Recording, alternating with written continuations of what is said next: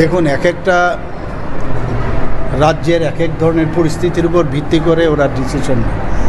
যদি দেখা যায় সব রাজ্য একই ডিসিশন নেয়, তাহলে তো গতানুগতিক হবে। পরিস্থিতি, জিওগ্রাফিক্যাল কন্ডিশন, ওখানের আর্থসামাজিক বিষয়, সেগুলোর উপর ভিত্তি করে যে কম্প্যারিজন বিষয়, যে ওটা দেখে আমার মনে হলো যে না, যদি আমরাও এটা করতে পারি কি না, বা আমাদের দেখে অন্য রাজ্য করতে পারে কি না, তো এরকম একটা হেলদি যে বিষয়, সেগুলো তো চলবেই।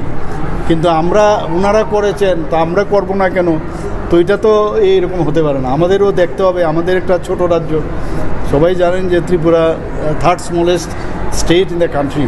তো আমাদের আর্থিক সচ্ছলতার বিষয় আছে, কিন্তু আমরা কিন্তু অনেক ক্ষেত্রে বড় বড় যে মেইন ল্যান্ড আছে, তার থেকেও আমরা বড় বড় জিনিস আমরা কিন্তু ডিসিশন নিয়েছি। জেলের চিন্তাভাবনা করছে। দেখুন, এক একটা রাজ্যের এক এক ধরনের পরিস্থিতির উপর ভিত্তি করে ওরা ডিসিশন নেয়।